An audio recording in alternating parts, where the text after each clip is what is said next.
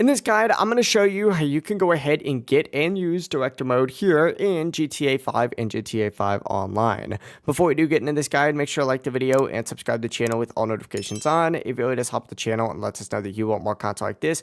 We'd greatly appreciate it. And if at any point throughout this guide you do have any questions, just ask them down in the comment section below and we can help you out further. I'm going to be doing my best to reply to every single comment down there.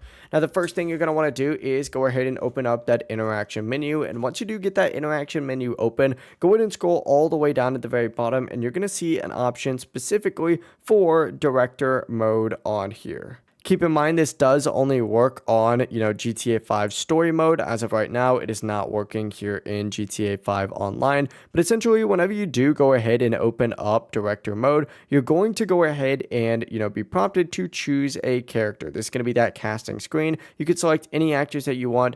Confirm your selection and you'll load into the director mode as that character. And to customize things here in director mode, you just got to open up this interaction menu again, and you can change the time of day, the weather, the location, whatever it might be. And after adjusting those settings, just press square or X depending on your controller to apply them. And then from here, you'll also have to choose, your location. Whenever you choose something, you're going to automatically go ahead and teleport over there. And once you're in that location, open up that same interaction menu again, scroll down to the scene creator option, and this way you add props, place objects like ramps, barriers, large structures, and customize your scenes however you want. Whenever you're finished, back out until you reach the director mode main menu, and then just select quit director mode. Confirm it and you'll return to the story mode. It really is as simple as that. You're essentially just using the interaction menu the entire time. But yeah, if you did have any questions, just ask them down in the comment section below and we can help you out further. I'm going to be doing my best to reply to every single comment down there. Before you do leave this guide though, make sure to like the video and subscribe to the channel with all notifications on. It really does help us out. Let us know that you want more content like this.